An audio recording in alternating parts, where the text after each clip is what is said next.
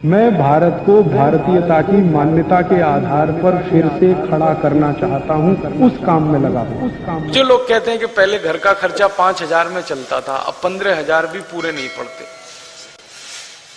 5,000 में घर का खर्च चलता।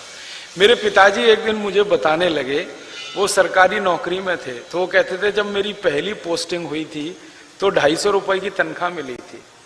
और मेरे पिताजी कहते हैं कि 250 की तनख्वाह में, महीने की तनख्वाह 250 रुपए थी, महीने की तनख्वाह में घर का सारा खर्च निकाल के, हम सब लोगों का सारा खर्च निकाल के, पिताजी कहते थे उन्होंने 2 तोला सोना खरीदा था। और वो कहते हैं हर महीने खरीदता था 2 तोले सोना, इतने पैसे बचते थे।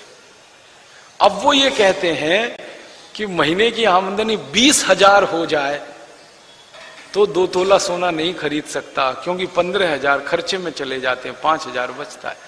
माने महंगाई इतनी बढ़ गई है, इस देश टैक्स जितना लगेगा महंगाई उतनी बढ़ती जाएगी। तो आप कभी ये सोचते हैं कि 15 पैसे किलो का नमक आपको 15 रुपए का क्यों मिलता है? महंगाई है। महंगाई क्यों है? क्योंकि टैक्स है। आपको ये बात तो मालूम है ना, नमक बनाने में कोई खर्चा नहीं लगता।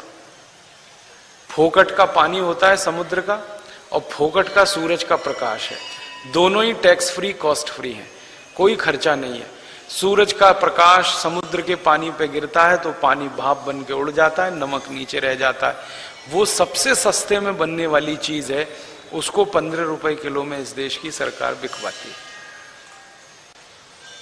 क्यों? टैक्स है उस पर।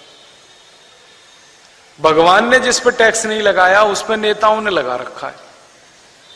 भगवान ने मुफ्त में दिया समुद्र का पानी, भगवान ने मुफ्त में दी है सूरज की रोशनी, भगवान ने ये सब जो मुफ्त का दे रखा है, सरकारों ने इस पर टैक्स लगा रखा है।